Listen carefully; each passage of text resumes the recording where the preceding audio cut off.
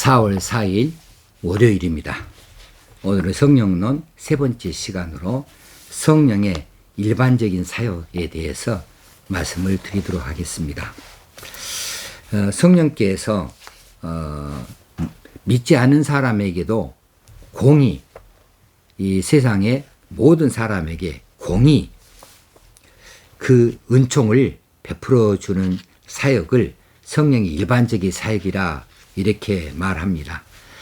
이 일반적인 사역을 일반 은총, 혹시는 보통 은혜, 또 일반 은혜 이렇게 말하기도 합니다. 성령의 일반적인 사역에는 두 가지의 기능이 있다 할 것입니다. 첫째는 죄를 억제하는 일입니다. 죄를 억제하는 일을 믿는 사람에게나 믿지 않는 사람에게 억제하는 일을 해요.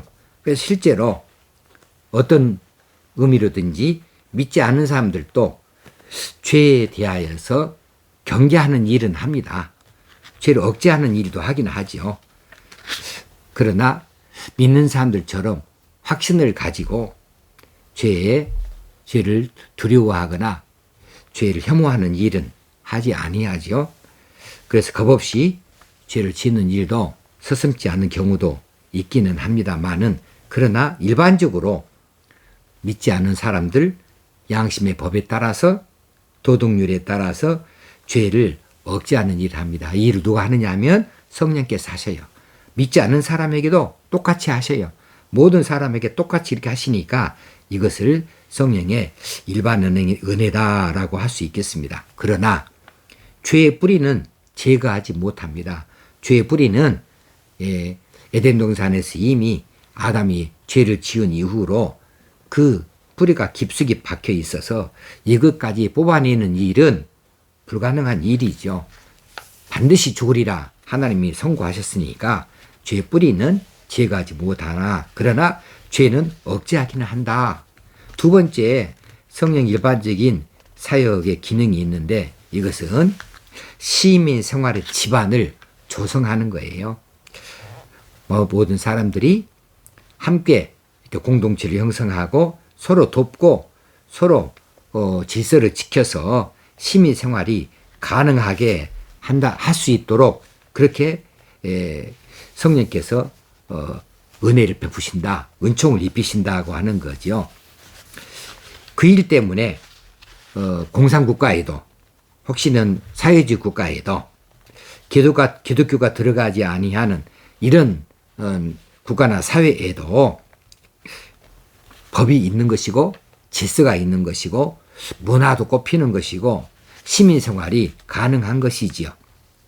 이것은 성령께서 일반적으로 사역을 하셔서 죄가 억제되어지고 또 시민생활이 지반되어질 수 있도록 역사하기 때문에 그렇다 하고 볼 수밖에 없습니다. 자, 이 보통 은혜, 일반 은혜, 혹시는 일반 은총의 유래는 어디서부터 출발했는가? 이제 우리가 이 일을 생각할 때에 창조주요 구속주에게서 오기는 하지만 자연계 안에 일반적으로 역사하시는 성령께서는 삼위일체적인 면에서 가까운 그런 성령의 역사다, 성령의 역사다, 이렇게 말할 수 있습니다. 좀 어려운 말이 되어졌습니다. 일반 은총의 역사는 다시 말하면 그리스도에게서 유래했다.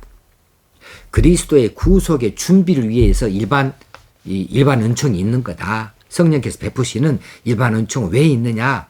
이것은 예수 그리스도의 구원을 위하여서 있는 것이다. 그래서 그 하나님의 섭리와 사역이 그냥 자연 질서를 유지만 하는 데에 목적이 있지 아니하고 모든 사람이 예수 그리스도를 통하여서 구원을 받는 이런 구속을 준비하기 위해서 일반 은총이 모든 사람에게 주어졌고 시민생활이 다 가능할 수 있도록 그렇게 주어졌다는 사실이죠.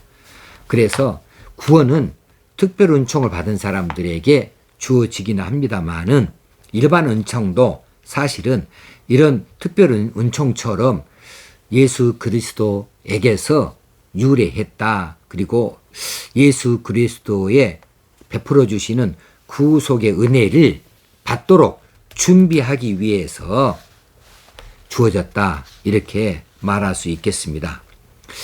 보통 은혜와 그리스도의 구속죄의 사역에는 밀접한 관계가 있습니다. 자, 하나님께서 처음 범죄한 아담에게 반드시 죽으리라 이렇게 선고를 예고하셨지요. 근데 아담이 범죄했을 때에 당장 사형 선고를 집행하지 않으셨습니다.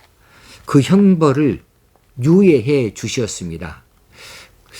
이처럼 아담에게 바로 사형 선고, 바로 죽게 하시는 이런 선고를 그 집행을 연기시켜 주신 것은 어떤 연유인가? 일반 은총이라는 사실이에요. 이것은 범죄 이전에 아담이 살던 세계하고는 완전히 다른 세계에 삽니다. 그런 상태도 아닙니다.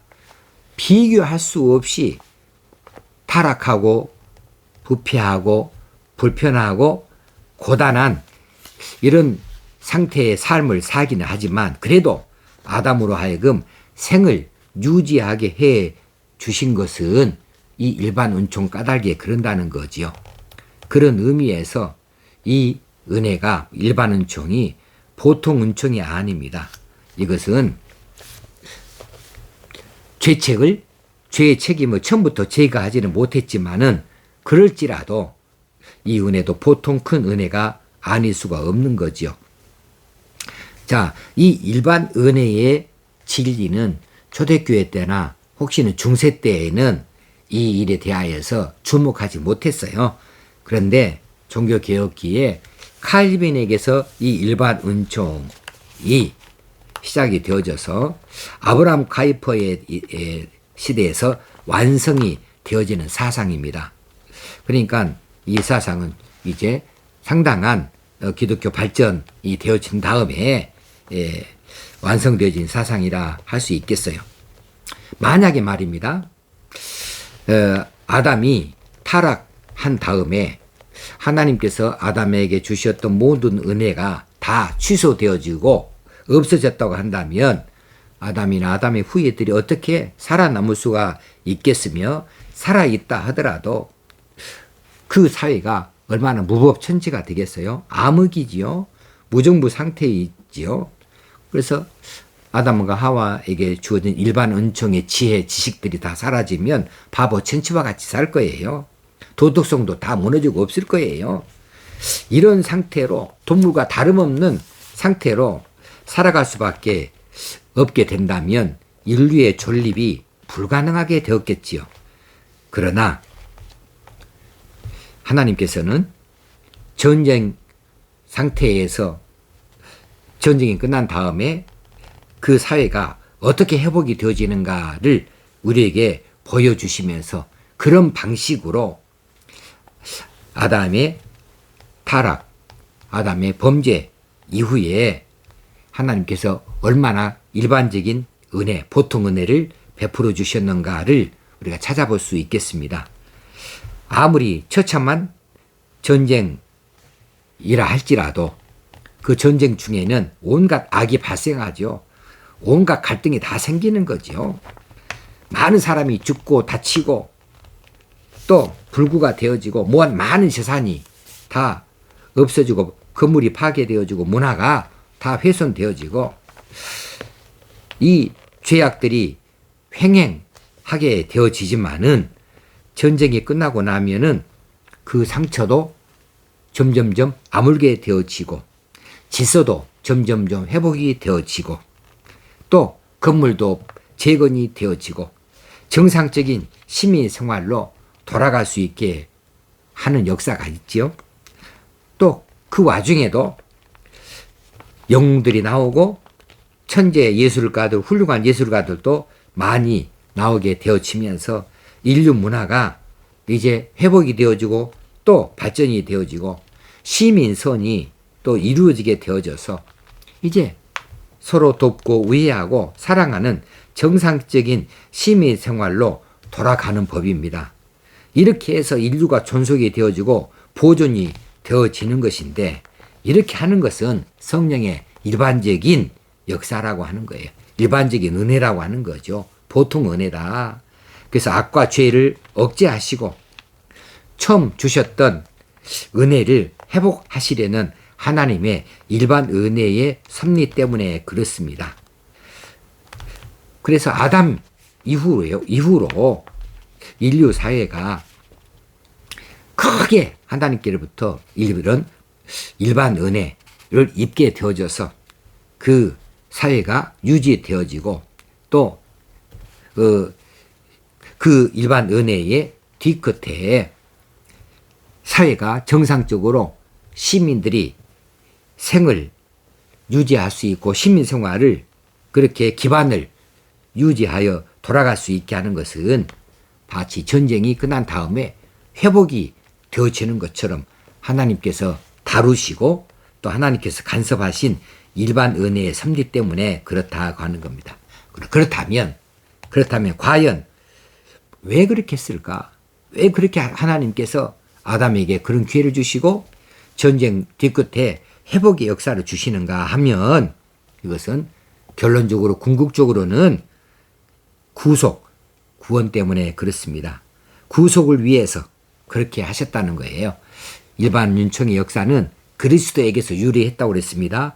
그리스도의 구속의 사건 때문에 그렇게 주어지게 되어졌고 또 믿지 않는 자들이 예수 그리스도의 구원하심, 그 구속을 받도록 하기 위해서 이 일반 은혜가 그들에게 주어졌고 그런 시민사회가 유지되어지도록 그렇게 존립을 세워주셨다는 사실이 되겠습니다. 자, 보통 은혜의 방법이 있습니다. 보통 은혜의 방법은 첫째는 자연계를 통해서 보통 은혜가 주어집니다. 우리가 낮에 저 태양을 봅니다. 빛도 또 열도 우리가 받게 되어집니다. 저 태양 없이는 삼라만상 모든 것이 살아갈 수가 없는 거죠. 생명 유지가 할 수가 없어요. 근데 저 태양은 모든 사람에게 공이 똑같이 혜택을 줍니다. 그런 의미에서 일반 은총의 방법이죠. 자, 자연인이 하나님을 아는 것은 자연 계시에 의존합니다. 아, 저 태양을 보니까 하나님이 계시겠다. 또 우주의 질서를 보니까 또 이 지구의 모든 삼라만상의 질서를 보니까 뭔가 이것을 다루시는 분이 계시겠다 하고 알아차릴 수 있다는 거지요. 이 자연 계시에 의존해서 하나님을 알 수 있는 겁니다. 그러나 자연 계시를 통해서 아는 하나님은 피상적인 하나님이고 구체화되진 하나님이 아니에요. 오직 하나님을 제대로 아는 것은 구속 계시를 통해서만 바로 하나님을 알 수가 있고 볼 수가 있는 거지요. 구속 계시를 통했을 때에 그때서야 자연 계시를 보았던 이 하나님을 확인할 수 있게 되어지는 것이지요. 그런 의미에서 이 보통 은혜가 자연계를 통하여서 우리에게 크게 유익을 주고 있다 할 것입니다. 이때에 빠지지 않는 것이 국가와 정부입니다. 국가와 정부도 일반 은총의 영역에 해당합니다. 국가와 정부의 궁극적인 목적이 무엇이냐 하면 온 국민들을 행복하게 하는 것, 그들의 생명과 안전을 지키는 것, 이거 정도가 아니고 궁극적으로는 국가의 존재의 목적은 뭐냐 하면 구원, 구속, 예수 그리스도의 구속의 기반을 조성하는 것입니다. 구속의 복음이 선포되어지게 하는 데에 그 목적이 있습니다. 이것이 국가의 사명이라 할 수 있겠어요. 그래서 우리 나라도 그런 의미에서 국가 존재의 궁극적인 목적은 모든 국민들의 백성들이 생명의 복음, 이 복음의 소식이 선포되어지고 이것이 잘 전파되어질 수 있도록 그렇게 국가와 사회가 그 기반을 조성하는 데 있다. 이렇게 보아야 맞을 것입니다. 일반 은총의 영역에서 하나님이 주신 형벌과 상급이 정부를 통해서 대신 주어지기도 해요. 정부는 악을 벌줍니다. 범죄자들을 형사처벌해서 벌을 주지요. 선을 행한 자에게는 상을 주기도 합니다. 이와 같이 국가가 선한 목적으로 세워졌으니까 죄와 악을 제거하고 선을 보상하고 시민선을 장려하는 것이 정부의 책임이 되겠습니다. 그렇다면 교회는 정부로 하여금 이런 기능을 바로 제대로 행사할 수 있도록 권장해야 되고, 혹시는 감시하고, 혹시는 조언을 아끼지 않아야 되는 거지요.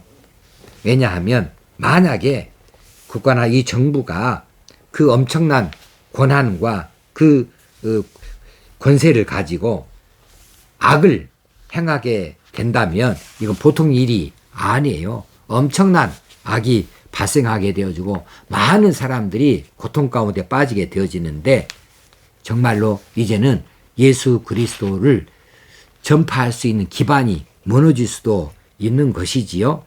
그렇게 된다면 이건 누구도 제재할 방법이 없어요. 기능도 없어요. 하나님이 이제는 직접적인 간섭을 하실 수밖에 없는 다른 길이 없어지게 되어지는 거죠.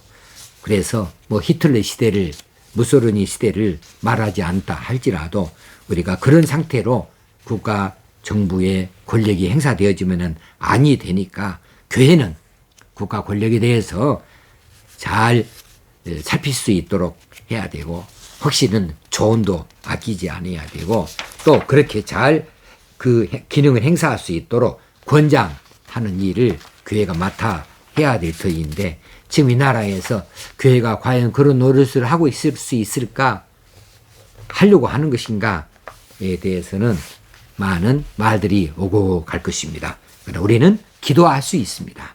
그러므로 새 정부가 5월 10일 날 들어서게 되어지는데, 하나님이 의도하시는 그런 국가 정부가 될 수 있도록 우리 온 성도들이 함께 기도할 일이고, 국가를 향해서도 그런 권고 권장을 우리가 잘 감당할 수 있도록 그렇게 해야 할 것입니다.